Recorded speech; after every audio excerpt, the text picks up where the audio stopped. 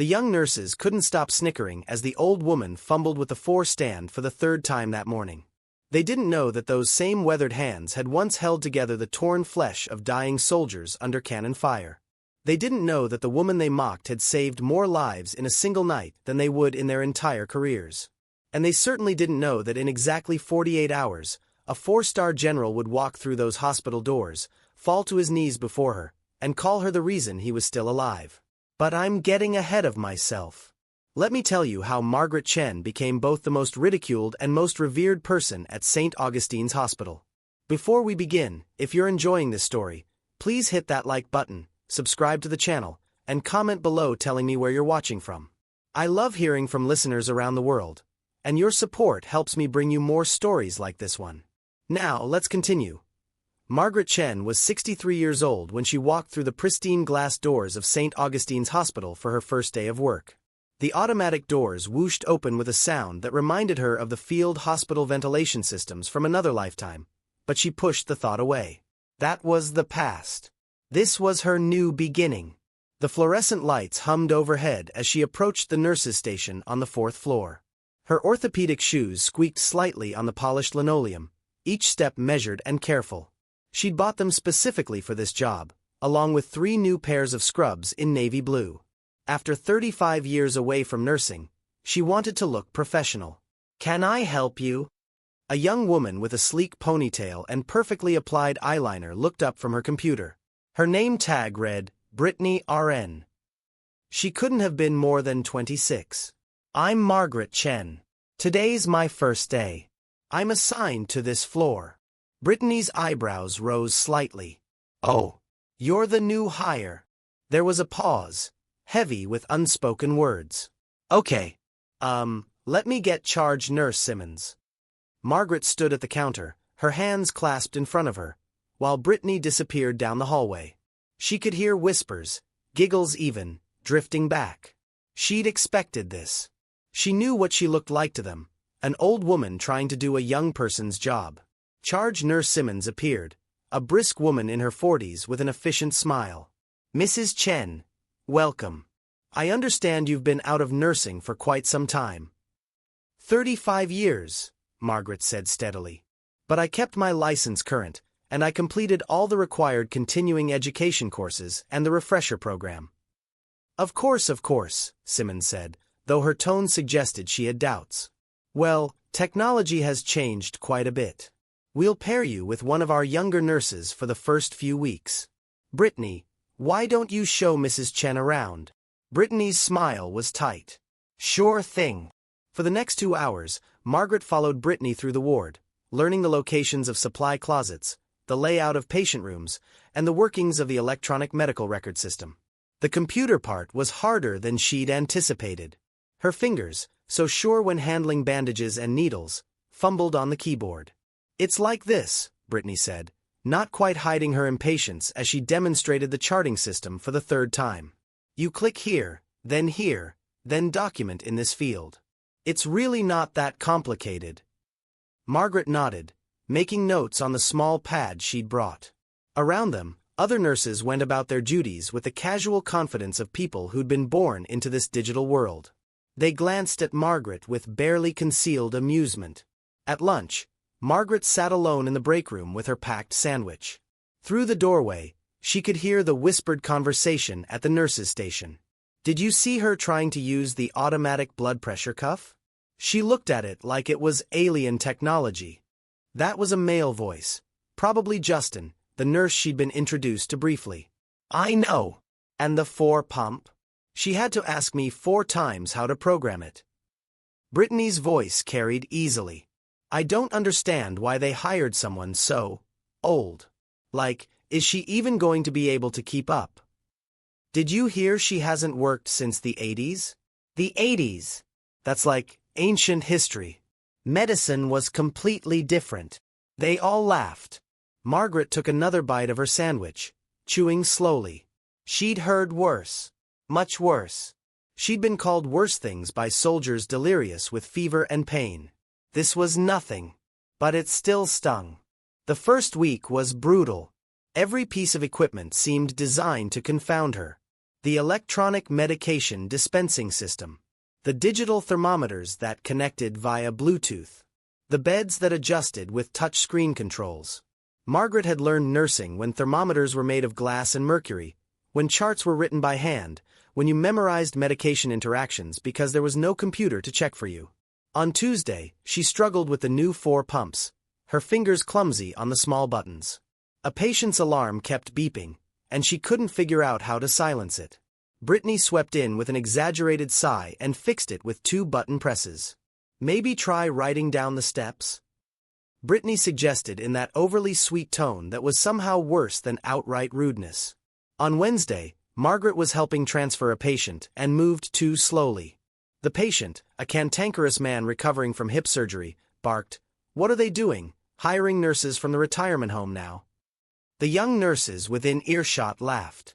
Margaret kept her face neutral and continued with the transfer, making sure every movement was safe and controlled. Speed didn't matter if you dropped someone. On Thursday, she was assigned to give medications, and the computer system crashed just as she logged in. While she waited for it to reboot, precious minutes ticked by. The other nurses worked around her, their sighs and pointed looks making it clear she was in the way. "Maybe you should take a break," Justin suggested, not unkindly. "Let the system reset." But Margaret saw what he really meant. Let someone more competent handle this. By Friday, Margaret noticed that the charge nurse was assigning her the easiest patients. The stable ones, the ones who just needed monitoring and basic care. Nothing complex. Nothing that required quick thinking or rapid response. She was being managed, relegated to the position of least importance. During the shift change meeting, Charge Nurse Simmons addressed the team. "Remember, everyone, we need to maintain our patient satisfaction scores. Quick response times, efficient care, excellent communication." Her eyes flicked to Margaret, just for a second. The message was clear. In the break room that afternoon, Margaret overheard another conversation. "I feel bad for her patients," a nurse named Allison said. "Like, what if there's an emergency? She can barely work the equipment during normal situations." "At least Simmons is keeping her on easy cases," Brittany replied. "Can you imagine if she had to handle one of the ICU step-downs? It would be a disaster. I still don't get why they hired her. There are so many new grads looking for positions. Probably some diversity thing. You know, age diversity or whatever." Margaret closed her eyes. She'd faced enemy fire. She'd performed surgery with inadequate anesthesia and failing light. She'd held the hands of boys as they died, boys who called her mom in their final moments. She'd worked 72-hour shifts without sleep. But this slow erosion of dignity, this casual dismissal of her worth, this was a different kind of battle. It was Sunday evening, the start of her 3rd week, when it happened. Margaret was checking on Mr. Patterson in room 412, an elderly man recovering from pneumonia. His breathing had been labored all day, despite the oxygen, and something about his color troubled her. She couldn't name it exactly. It wasn't anything the monitors were showing. His oxygen saturation was acceptable at 92%. His heart rate was slightly elevated, but not dangerously so. The computer printout of his vitals showed no red flags. But Margaret knew. She'd seen it 1,000 times before, in field hospitals and evacuation tents. The subtle graying around the lips. The particular quality of the breathing, not quite labored, but not quite right. The way the patient's eyes looked slightly unfocused, as though they were listening to something far away. "Mr. Patterson," she said gently, "are you feeling all right?" "Tired," he whispered. "Just so tired." Margaret pressed the call button. When no one came after 30 seconds, she walked to the door and called out, "I need someone in 412, please." Brittany appeared, looking annoyed. "What is it?" "I think Mr. Patterson is decompensating. We need to call the doctor." Brittany glanced at her phone screen, which showed the patient's current vitals. "His numbers look fine. O2 sat is 92%, which is within parameters for his condition. Heart rate is 89. I know what the numbers say. I'm telling you something is wrong." "Mrs. Chen," Brittany said with barely concealed condescension, "we go by the monitors and the data. That's how modern nursing works. We don't make clinical decisions based on feelings. I'm not talking about feelings. I'm talking about clinical observation. His vitals are stable. If you call the doctor every time you have a feeling, you're going to be the nurse who cried wolf. Brittany turned to leave. Just keep monitoring him. If his numbers actually change, then call. Margaret stood in the doorway, frustration building in her chest. She looked back at Mr. Patterson, who had closed his eyes. Every instinct she had, every bit of experience, was screaming at her. She went to the nurse's station and picked up the phone. "What are you doing?" Brittany asked. "Calling the doctor. I just told you. And I'm telling you that I've seen enough dying men to know what it looks like." Margaret's voice was steel. "You can write me up if you want. But I'm calling." She dialed the on-call physician, Dr. Morrison, and explained the situation. He sounded skeptical, she could hear it in his voice, but he agreed to come assess the patient. Brittany stood at the station, arms crossed, radiating disapproval. Justin had appeared, along with 2 other nurses, drawn by the tension. "This is going to be so embarrassing," Brittany muttered. Dr. Morrison arrived 15 minutes later, a tall man in his 50s who moved with the confidence of someone who'd seen everything. He nodded at Margaret, listened to Mr. Patterson's lungs, checked his vitals personally, examined his nail beds and lips. "His lungs sound diminished on the left base," Dr. Morrison said slowly. "And there's some peripheral cyanosis that the numbers aren't catching. Mrs. Chen, when did you first notice the change?" "About 45 minutes ago. Subtle at first, but progressive." Dr. Morrison pulled out his stethoscope again, listening more carefully. Then he straightened up. "Get me a chest X-ray, stat. And call respiratory therapy. I think we're looking at a developing pneumothorax or significant pleural effusion. Start him on non-rebreather oxygen, 15 liters." The change in the room was instantaneous. Brittany jumped into action. Justin grabbed the portable X-ray machine. Margaret adjusted Mr. Patterson's oxygen as ordered, her hands steady and sure. The X-ray confirmed it, a significant pleural effusion that had been building slowly, invisible to the standard monitoring equipment. Mr. Patterson needed an emergency thoracentesis. Dr. Morrison pulled Margaret aside as the team prepared for the procedure. "That was good catch, Mrs. Chen. Really good. If this had gone unnoticed for another few hours." He didn't finish the sentence. He didn't need to. Margaret just nodded. As Dr. Morrison walked away, she caught Brittany's eye. The younger nurse looked away quickly, her face flushed. But that wasn't the end of it. Not by a long shot. You might think that catching a life-threatening condition would have earned Margaret some respect. And it did, briefly. Dr. Morrison mentioned it to Charge Nurse Simmons. A few of the nurses gave her cautious nods of approval. But by the next week, the whispers had started again. "It was just luck," Allison said in the break room, not quite quietly enough. "She made a lucky guess." "Even a broken clock is right twice a day," someone else added. Margaret tried not to let it bother her. She focused on her patients, learning the new systems bit by bit, getting faster with the computers, more confident with the equipment.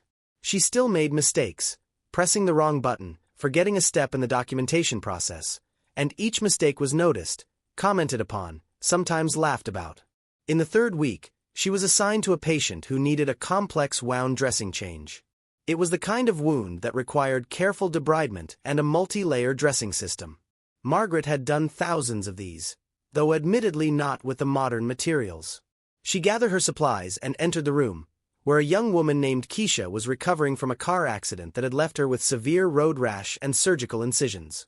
"Hi, sweetheart," Margaret said gently. "I'm going to change your dressings. I'll be as gentle as I can, but I need you to tell me if the pain gets too intense." Keisha nodded, her face tight with anticipated discomfort. Margaret worked slowly, carefully removing the old dressings, cleaning the wounds with saline, assessing the healing. Her hands moved with practiced certainty. This, at least, was something that hadn't changed. Wound care was wound care, whether in a modern hospital or a field tent. "You're really good at this," Keisha said, surprised. It barely hurts. I've had a lot of practice. As Margaret applied the new dressings, layering them correctly, securing them so they wouldn't shift, Brittany walked by the room. She paused, watching through the doorway. "Mrs. Chen, you're supposed to use the foam dressing, not the gauze," Brittany called out. Margaret didn't look up. "The foam is for wounds with minimal drainage. This wound is still producing significant exudate. Gauze is more appropriate at this stage. The protocol says." The protocol is a guideline. Clinical judgment determines the actual treatment. Margaret secured the final piece of tape. "There we go, Keisha. All done." "Thanks," Keisha said, relief evident in her voice. "That was way better than yesterday." After Margaret left the room, she found Brittany waiting at the nurse's station. "You can't just ignore protocols," Brittany said. "I didn't ignore them. I made a clinical decision based on the patient's specific condition. That's what nursing is. That's what nursing used to be, maybe. Now we have evidence-based protocols for a reason." Margaret took a breath, choosing her words carefully. Evidence-based practice includes clinical expertise and patient-specific factors.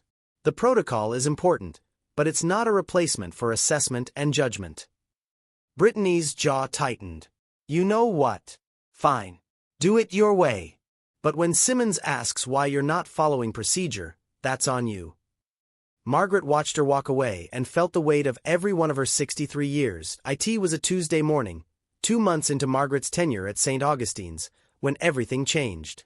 The ward was busy. It always was on Tuesdays, with new post-surgical patients arriving and weekend admissions being discharged.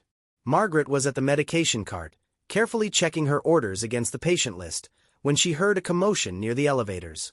"I need to find her," a deep voice said. "Margaret Chen. I was told she works on this floor." Margaret looked up. A man in his early 60s stood at the nurse's station, and there was something about him that commanded attention. He wore a well-tailored suit, but his posture was unmistakably military. Ramrod straight. Alert eyes that swept the area with tactical precision. Brittany was at the desk. "We can't give out information about our staff members. If you have a concern, you can speak with administration."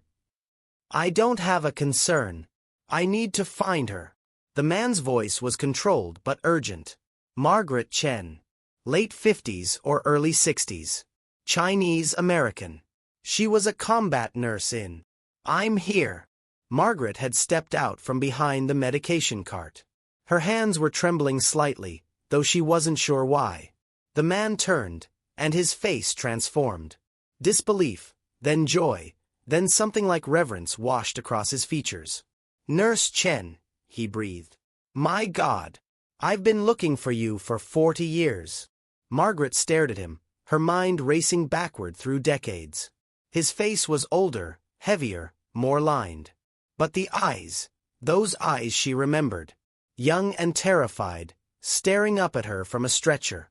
"David," she whispered. "David Morrison?" Not Dr. Morrison, the attending physician. This was a different Morrison. Someone from long ago.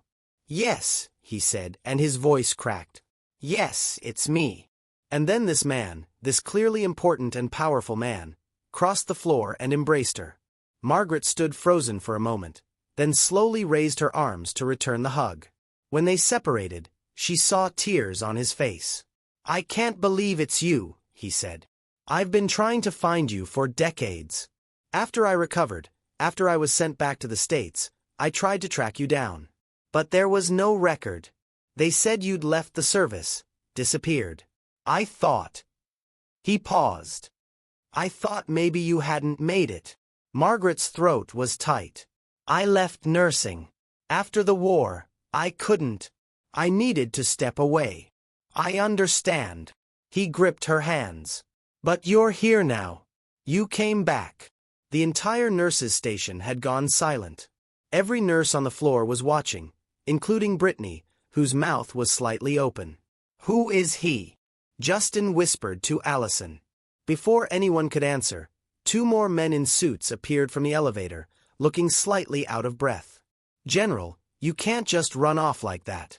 Security needs to. The man stopped when he saw Margaret. Oh. You found her. General. The word hung in the air. Everyone, the man said, turning to face the gathered nurses. I need you to understand something. This woman, Nurse Margaret Chen, saved my life. And not just mine. She saved the lives of over 1,000 soldiers during the war. She worked in a combat support hospital in conditions you cannot imagine. Under fire. Without adequate supplies.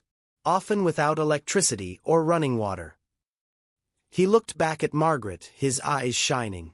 I was 22 years old when an IED tore through our convoy. My left leg was nearly severed. I'd lost so much blood that I was coding when they brought me in. 3 other nurses had already pronounced me unsavable.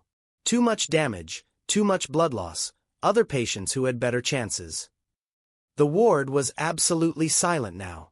Even the usual hospital sounds seemed muted. But Nurse Chen refused to give up. She fought for 3 hours to stabilize me. She transfused me with blood units meant for other patients. She held my femoral artery closed with her bare hands while the surgeon worked. When we lost power, she manually ventilated me. When we ran out of antibiotics, she improvised with what she had. Margaret's eyes were closed now, remembering. She could smell the blood, hear the screams, feel the desperate urgency of those endless hours. She didn't just save me, General Morrison continued. The night I was brought in, there was a mass casualty event. 37 wounded soldiers arrived within 2 hours. The hospital was overwhelmed. Nurse Chen worked for 72 hours straight. No sleep. No breaks. She triaged, she treated, she improvised, she fought. 23 of those soldiers should have died based on their injuries. All 23 survived because of her.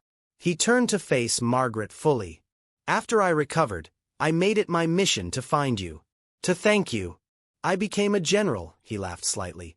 Partly because I wanted the resources to track down the woman who gave me my life back. I've been searching for you for 40 years. How did you find me? Margaret's voice was barely a whisper. Your nursing license renewal. It was flagged in a database search I'd set up years ago. When I saw you'd renewed and listed St. Augustine's as your employer. He shook his head in wonder. I dropped everything and came. Charge Nurse Simmons had appeared, drawn by the commotion. She looked between the general and Margaret, confusion and dawning realization on her face. Mrs. Chen, she said slowly. You never mentioned. It was a long time ago, Margaret said simply. A long time ago? General Morrison's voice rose slightly. Nurse Chen received 3 commendations for valor. She was recommended for the Distinguished Service Cross. She's a hero. I'm not a hero, Margaret said firmly. I was a nurse. I did my job. You did far more than your job. The general pulled something from his pocket, a small case. He opened it to reveal a medal. This is the Florence Nightingale Medal. It's the highest international distinction a nurse can receive. It was awarded to you in absentia because we couldn't find you. I've been carrying it with me for 15 years, hoping I'd get the chance to give it to you. He pinned it to her scrubs with shaking hands. The nurses' station had filled with people now. Doctors, nurses, patients who could walk, staff from other floors. Everyone was watching. I need all of you to know, General Morrison said, raising his voice to address the crowd, that you are working alongside one of the finest nurses who has ever served. One of the finest people I have ever known. If you have dismissed her, if you have doubted her, if you have treated her as anything less than the extraordinary professional she is, that's on you. Brittany had tears running down her face. Several other nurses looked stricken. Margaret looked around at all the faces, some shocked, some ashamed, some awed. Thank you, David, she said quietly.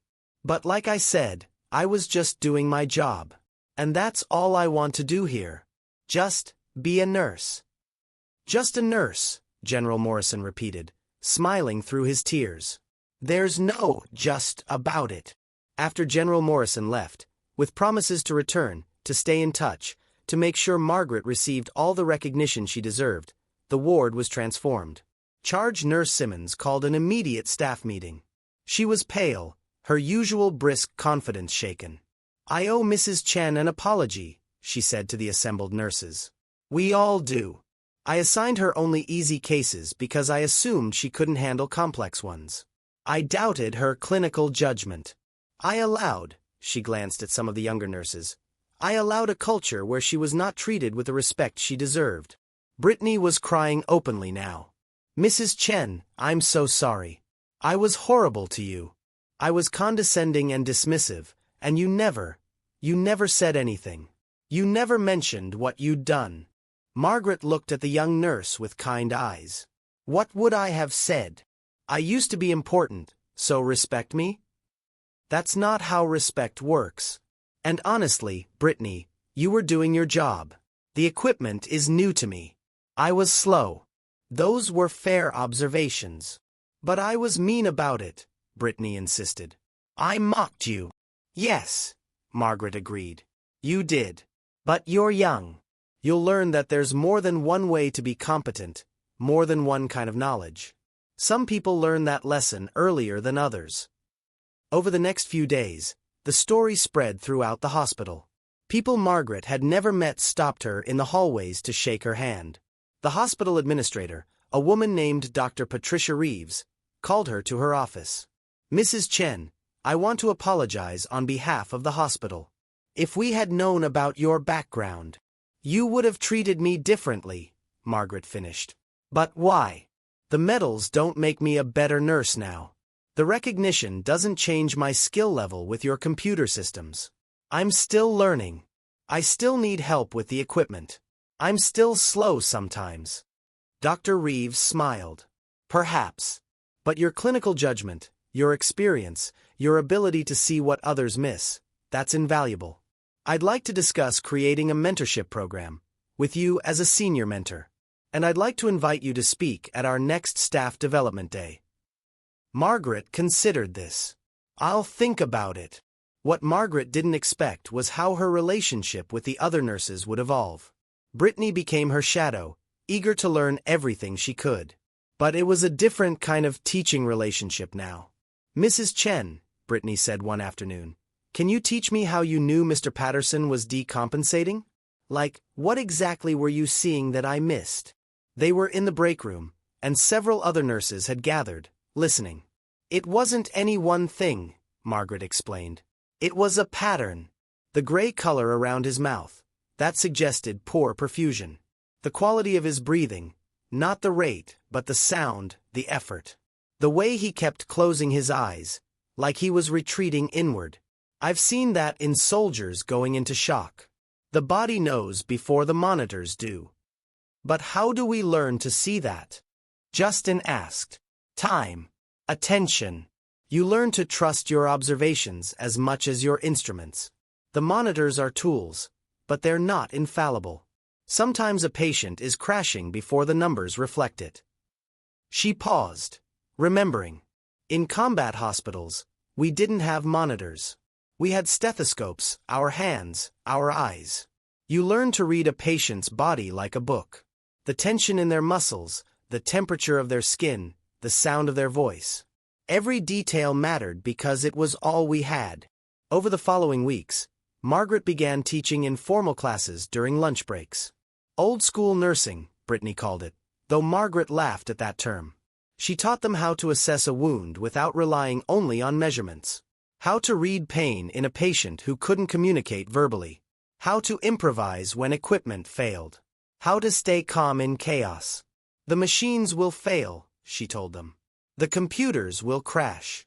The power will go out. And when that happens, you need to know nursing. Real nursing. The kind that existed before electricity." But Margaret learned from them too. Justin showed her shortcuts in the medical record system. Allison taught her about the latest evidence-based protocols and helped her understand the research behind them. Brittany created a cheat sheet for the 4 pumps and taped it inside Margaret's locker. "We're all learning from each other," Margaret said during one of these sessions. "That's how it should be. Your knowledge of current technology and evidence is valuable. My experience is valuable. Together, we're better than either of us alone."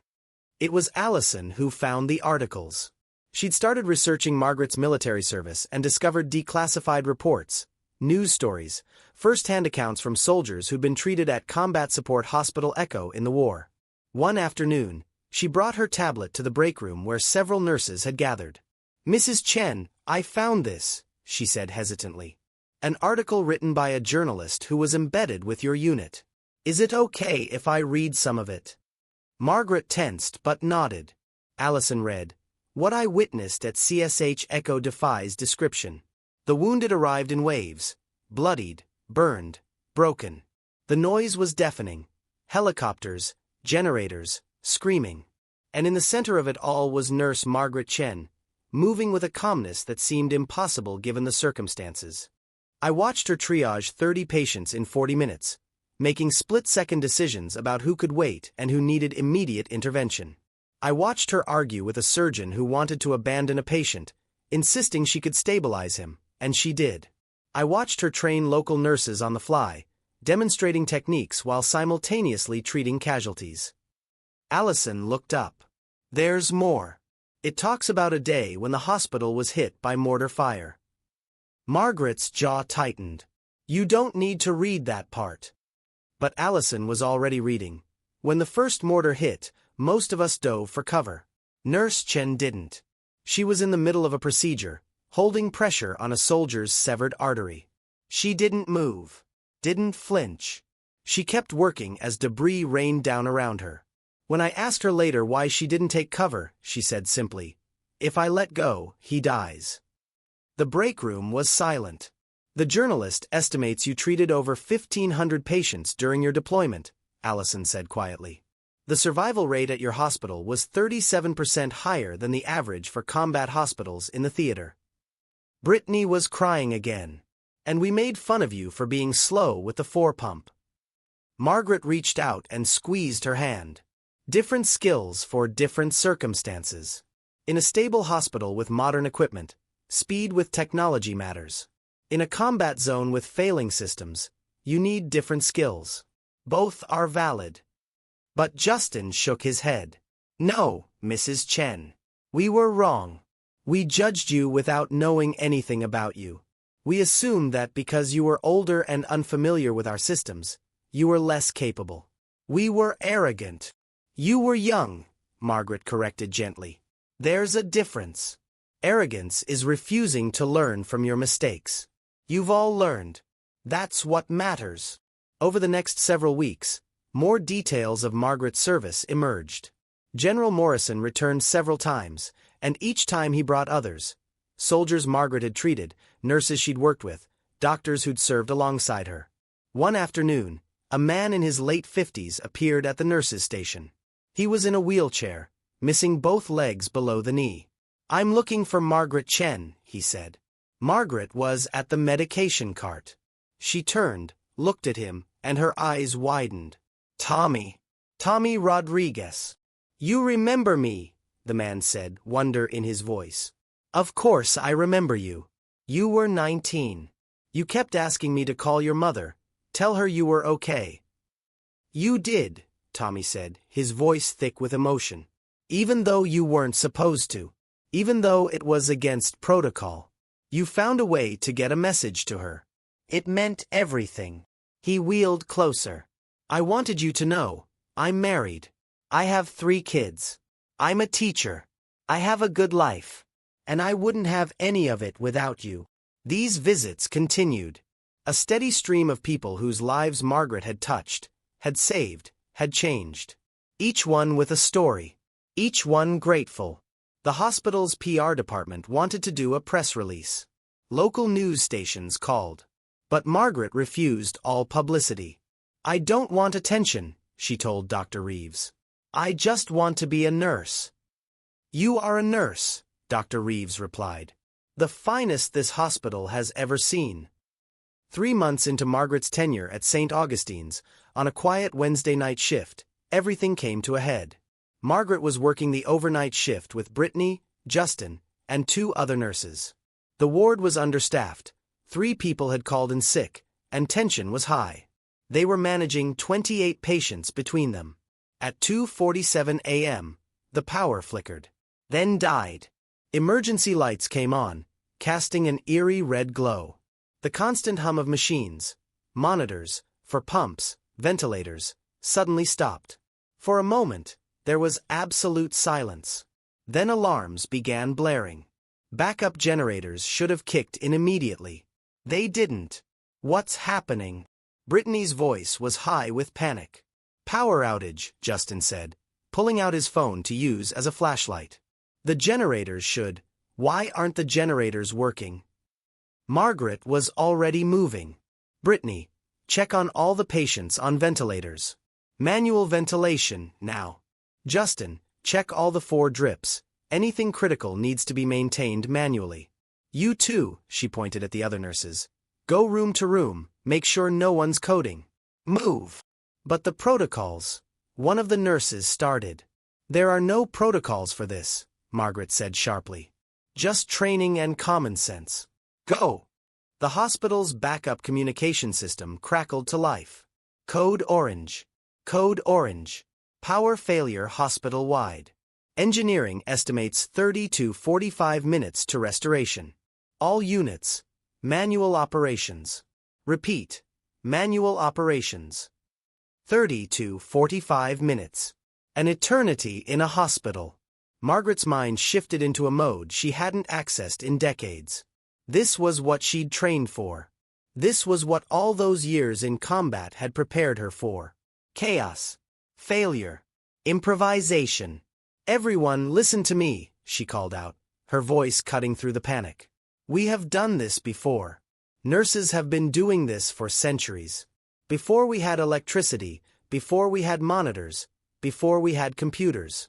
We're going to do what nurses have always done. We're going to take care of our patients. She moved to the first critical patient, a post-operative cardiac surgery patient whose multiple 4 drips had just gone silent. His medications, vasopressors keeping his blood pressure stable, were no longer infusing. Brittany, bring me the manual blood pressure cuff from the supply room. Justin, I need you to hand calculate drip rates. We're going gravity drips for everything. I don't remember how to calculate drip rates manually, Justin admitted, his face pale in the emergency lighting. 60 drops per milliliter, standard tubing, Margaret said, already adjusting the patient's 4 lines. Milliliters per hour divided by 60 equals drops per minute. Now go, we need those calculations for every patient on continuous medication. She worked with a speed and precision that shocked the younger nurses. Her hands, which had fumbled with electronic equipment, moved with absolute certainty now. This was muscle memory from another era. Room by room, she assessed. A diabetic patient whose insulin pump had stopped, she switched him to manual injections, calculating doses based on his blood sugar and sliding scale. A patient on a ventilator, she showed Brittany the proper technique for manual ventilation, the rhythm, the pressure, how to watch for chest rise. You're going to get tired, Margaret told her. We'll rotate every 15 minutes. But you cannot stop. This breath, then the next breath, then the next. Nothing else matters. In room 418, she found a problem. An elderly woman, Mrs. Kowalski, had been on a continuous heparin drip for a blood clot. The pump had stopped, but worse, no one had checked her recent labs, and in the chaos of the power outage, her scheduled blood draw had been missed. Margaret examined her carefully. No signs of bleeding. No bruising. Good. But the heparin couldn't just be stopped abruptly, and it couldn't be restarted without knowing her clotting times. We need to draw labs, Margaret told Justin. The lab machines are down, he said. No power. Then we draw the blood and hold it until power returns. Mark the time. We document everything. She drew the blood herself, labeled it precisely, and made detailed notes by flashlight. Across the ward, one of the other nurses called out. Mrs. Chen. Room 422. I think he's having chest pain. Margaret ran, really ran, faster than anyone had seen her move, to the room. The patient, a middle-aged man admitted for observation after a possible cardiac event, was clutching his chest, his face gray. No monitors. No EKG. No way to see what his heart was doing. Margaret's hands went to his wrist. finding his pulse. Rapid. Irregular. She pressed her stethoscope to his chest, listening intently. Possible VTach, she said. Or rapid AFib. Either way, he's unstable. Get me the crash cart. It should have battery backup.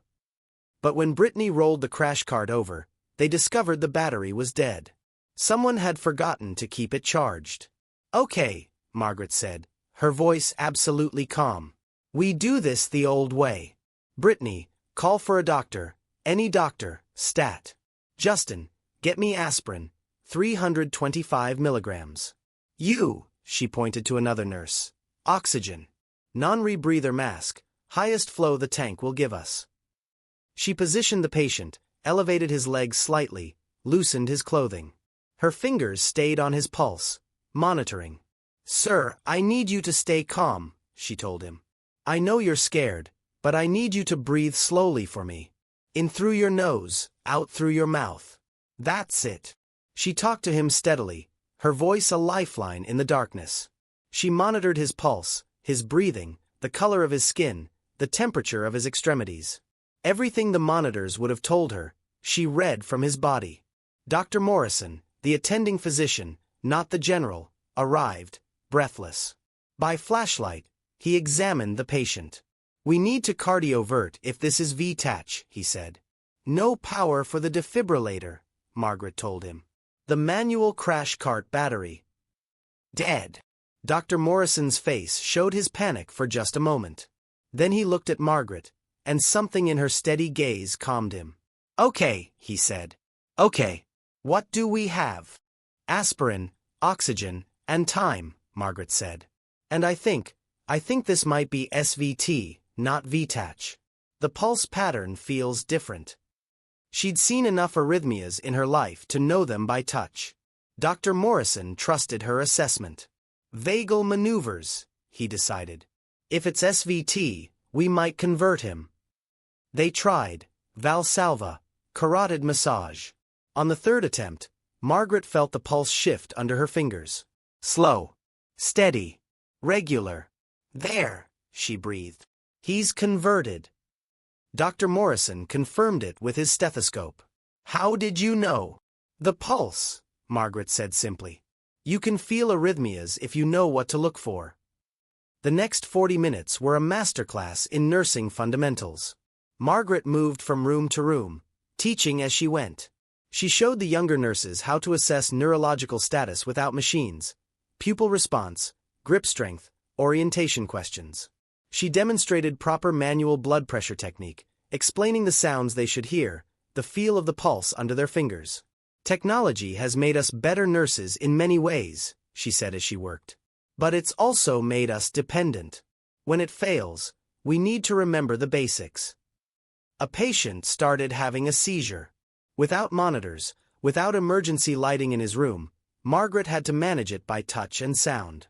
She protected his head, turned him to his side, timed the seizure by counting seconds in her head, a skill learned in combat when watches stopped working.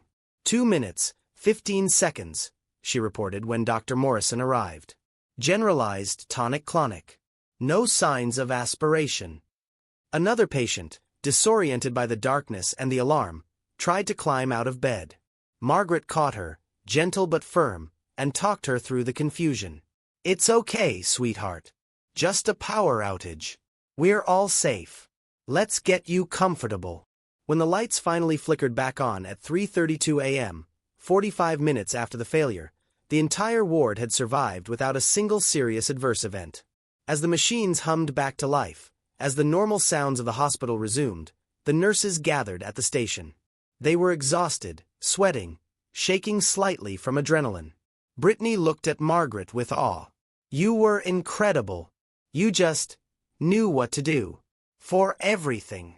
That's because I learned nursing before we had all this. Margaret gestured at the now functioning computers and monitors. I learned it the hard way. And tonight, you all learned it too.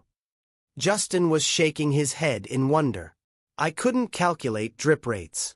I panicked. But you just did it. You'll remember now, Margaret said. That's how we learn the important things. Through crisis. Through necessity. She smiled slightly. Though I don't recommend it as a teaching method if you have other options. Dr. Morrison approached, still looking shaken. Mrs. Chen, you saved us tonight. If you hadn't been here, someone else would have figured it out, Margaret said. Nurses always do. But everyone there knew that wasn't quite true. Not everyone could have done what Margaret had done. Not everyone had her experience, her calm, her depth of knowledge that went beyond technology. Charge Nurse Simmons, who had been called in during the emergency, pulled Margaret aside. Mrs. Chen, I owe you an apology. Another one.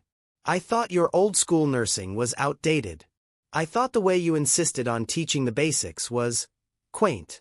I was wrong. Tonight proved I was wrong. Margaret looked at her steadily.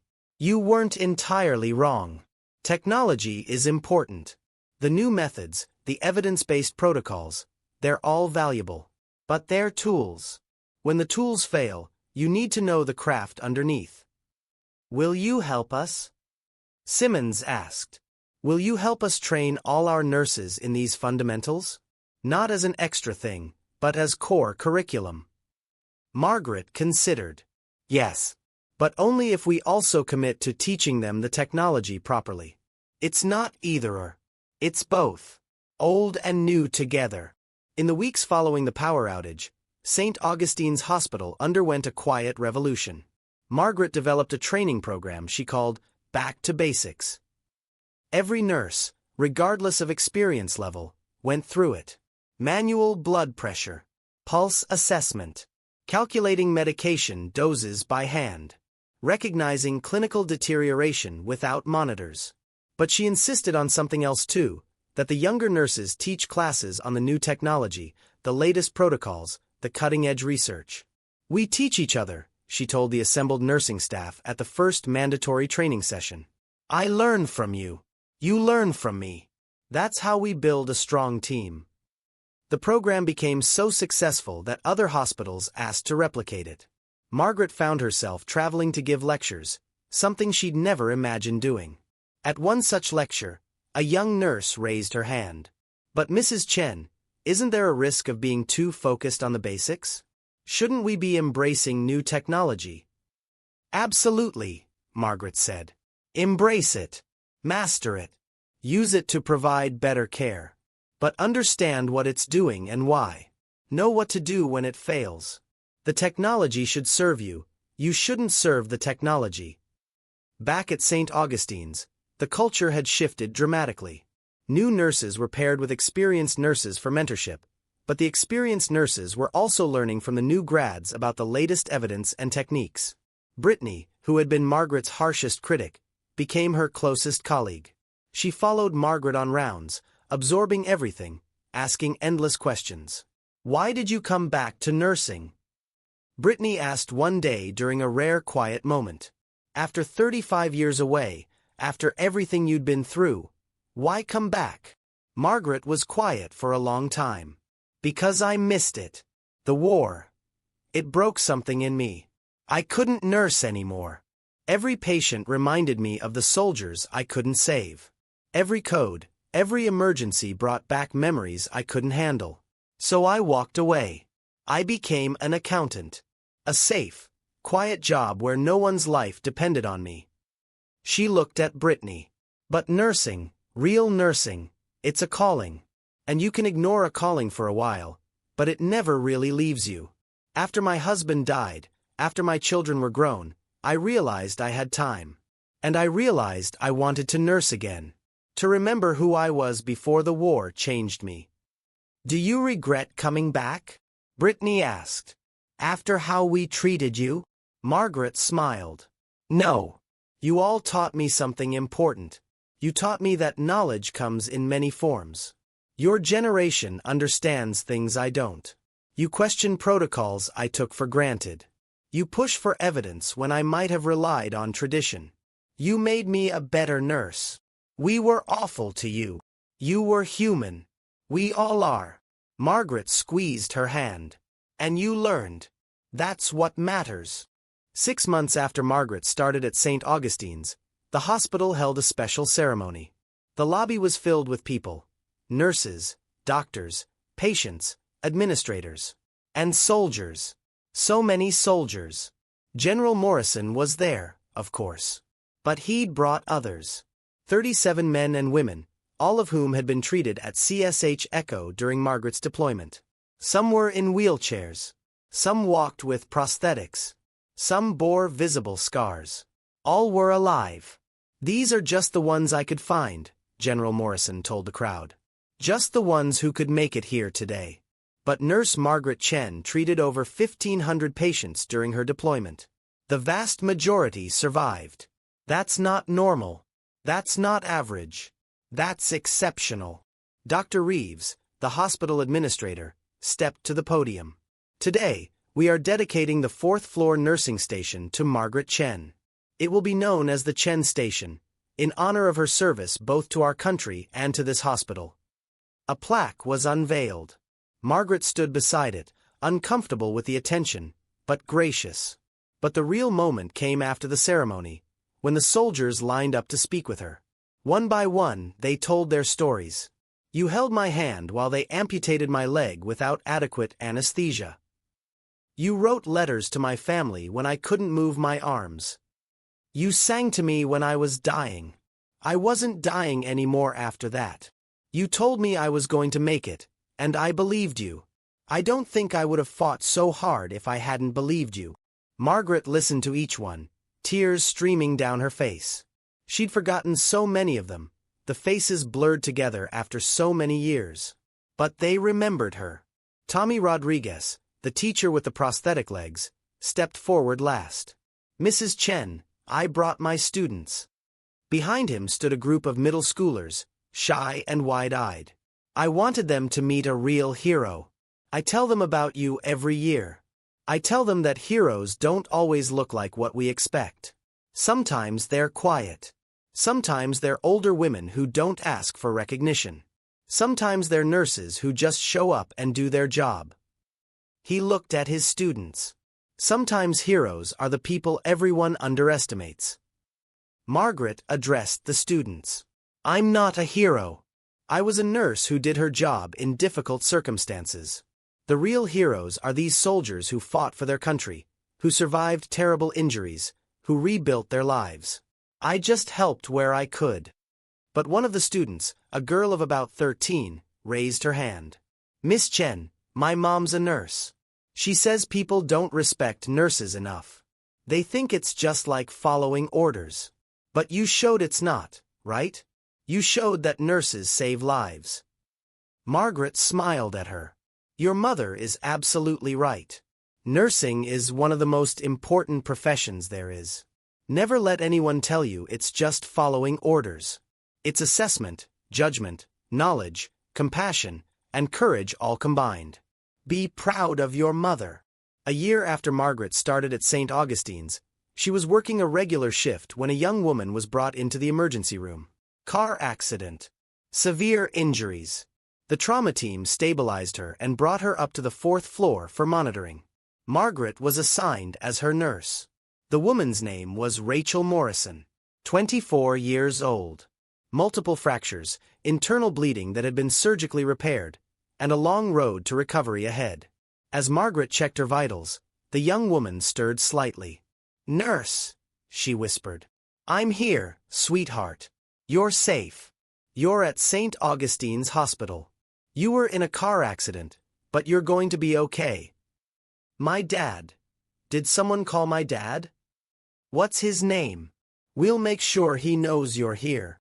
"David Morrison. He's a general, but he's probably at home. I have his number in my phone." Margaret's hands stilled. "David Morrison. You know him." "I do.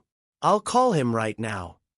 20 minutes later, General Morrison burst through the doors of the 4th floor, his face pale with panic. "Where's my daughter?" "Rachel Morrison, they said she was brought here." "She's in room 412, Margaret said gently, stepping into his path. "David, she's stable. She's going to be okay." He stopped, recognizing her voice before he saw her face. "Margaret!" "Yes. And Rachel is going to be fine. I promise you. She has fractures and some internal injuries that were repaired, but she's young and strong. She's going to recover. The general's knees seemed to weaken. Margaret guided him to a chair. Breathe, David. I know it's terrifying, but I swear to you, she's going to make it. How do you know? His voice was desperate. Because I've seen enough injuries to know the ones that are survivable. And because I'm going to be her nurse. I'm going to take care of her the same way I took care of you. Over the next 3 weeks, as Rachel recovered, Margaret was her primary nurse. She managed her pain, monitored her healing, encouraged her through physical therapy, and sat with her during the dark moments when the trauma felt overwhelming. And General Morrison came every day. He and Margaret talked for hours. About the war, about the decades since, about life and loss and healing. I never told you why I really wanted to find you, he said one afternoon while Rachel slept. It wasn't just to thank you. It was to tell you that you were right. Right about what? Do you remember what you said to me? In the hospital, when I was recovering, when I was angry that I'd lost my leg. Margaret thought back. I said a lot of things to a lot of angry young soldiers. You said, "You're alive. That's not nothing. You can build a life with what you have, or you can mourn what you lost. Both are valid, but only one gives you a future." Margaret did remember now. A 22-year-old kid, raging at the unfairness of it all. I chose the future, David said. And I built a good life. A really good life. Career, family, purpose. All because you told me I could. He gestured toward his sleeping daughter. And now you're saving her too. It's like some kind of circle closing. Margaret smiled. It's not mystical, David. It's just nursing. I happened to be here when your daughter needed care. That's all. That's not all, he insisted. You were here when I needed you 40 years ago. You were here when my daughter needed you now. That's not coincidence. That's who you are. You show up. You do the work. You save people. On Margaret Chen's 65th birthday, the staff of St. Augustine's Hospital threw her a surprise party. The break room was filled with nurses, doctors, patients, and families she'd helped over the past 2 years. Brittany stood to give a speech. 2 years ago, a woman walked onto our floor, and we made assumptions. We saw her age, her lack of familiarity with our technology, her slower pace. We saw everything except what mattered, her skill, her knowledge, her heart. She wiped tears from her eyes. Mrs. Chen has taught me that nursing isn't about speed or technology. It's about seeing patients as people. It's about using every tool at your disposal, including your brain and your hands and your experience. It's about never giving up, even when the monitors say it's hopeless. Justin spoke next. I'm a better nurse because of Margaret Chen. Not just technically better, though I can now calculate drip rates in my sleep and take a blood pressure manually with my eyes closed. But better at the core of what nursing is.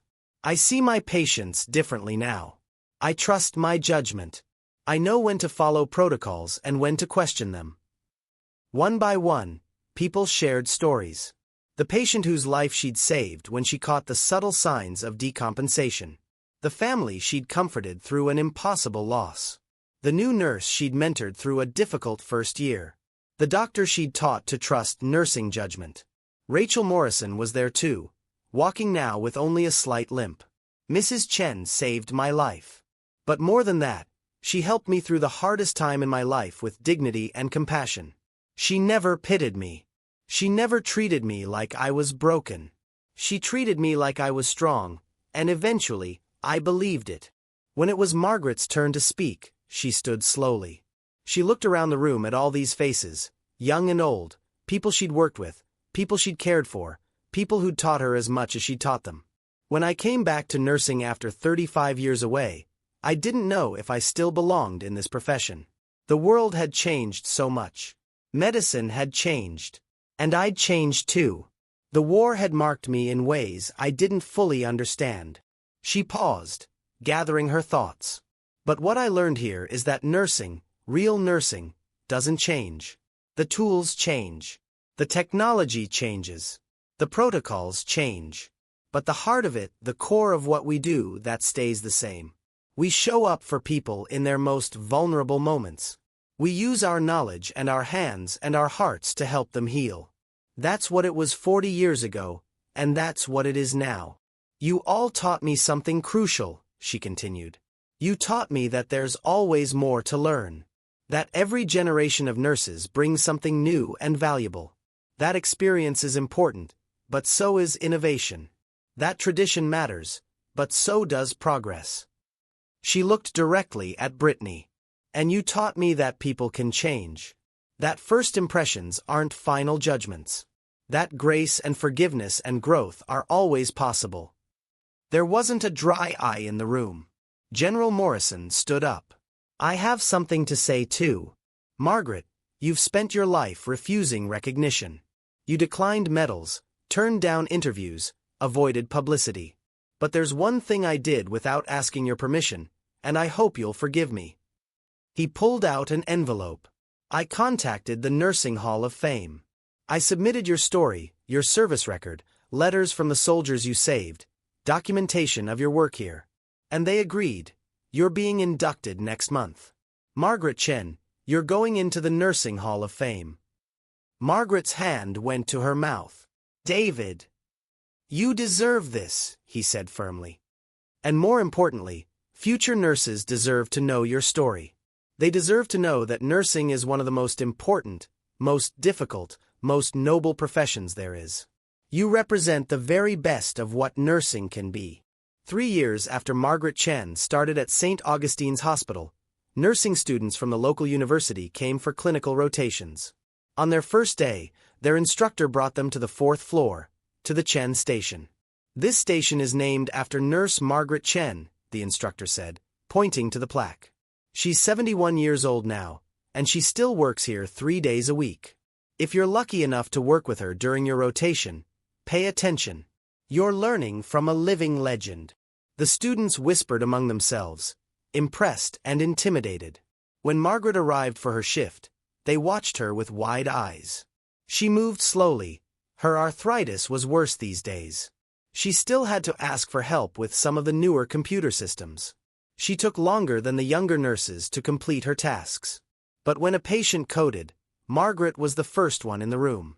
When a family needed comfort, she knew exactly what to say. When a new nurse panicked during a crisis, Margaret's calm voice guided them through. One of the students, a young man named Marcus, was assigned to shadow her for the day. Mrs. Chen, he asked during a quiet moment, what's the most important thing you've learned in all your years of nursing? Margaret thought about it. She thought about the war, about the soldiers, about the decades away, about her return, about everything she'd seen and done and survived. The most important thing, she said slowly, is that nursing is both an art and a science. You need the science, the knowledge, the evidence, the technology. But you also need the art, the intuition, the compassion, the ability to see beyond the numbers to the person. She looked at Marcus. And maybe most importantly, you need humility. Humility to keep learning, no matter how much experience you have. Humility to admit when you don't know something. Humility to ask for help. Humility to recognize that every patient, every colleague, every situation has something to teach you. Marcus nodded slowly. Is that why you came back? After being away so long? I came back, Margaret said, because I realized I had more to give. And more to learn. It's never too late for either. That evening, as Margaret finished her shift and changed out of her scrubs, she paused at the mirror in the locker room. She looked at the woman staring back. Older now, grayer, more lined. But also more complete. More herself. She thought about the young nurses who'd mocked her. Who'd learned from her. Who'd taught her in return. She thought about the soldiers whose lives she'd saved. About David Morrison and his daughter. About all the patients she'd cared for, all the families she'd comforted, all the nurses she'd mentored. She thought about the girl she'd been when she first entered nursing school, so many decades ago. And the woman she'd become through war and loss and return. And she smiled. Because she was exactly where she was supposed to be. And that's the story of Margaret Chen, the nurse who was laughed at until a general recognized her as a hero. But really, It's a story about something bigger. It's about the danger of judging people by what we can see on the surface. It's about the value of experience and the value of innovation. It's about humility, growth, and second chances. Margaret Chen taught everyone around her that there's more than one way to be excellent. That new and old both have value. That we should never stop learning, never stop growing, never stop showing up for the people who need us. She reminded us that heroes don't always look like what we expect. Sometimes they're quiet, older women who just do their job with excellence and compassion. Sometimes they're the people we underestimate. And maybe most importantly, she proved that it's never too late to return to your calling. Never too late to make a difference. Never too late to be exactly who you're meant to be. If this story moved you, please hit that like button and subscribe for more inspiring true stories. And I'd love to hear from you in the comments. Where are you watching from? Do you know any unsung heroes like Margaret Chen? Share your stories below. Thank you for listening, and remember, never judge a book by its cover. You never know who might be standing right in front of you. Until next time.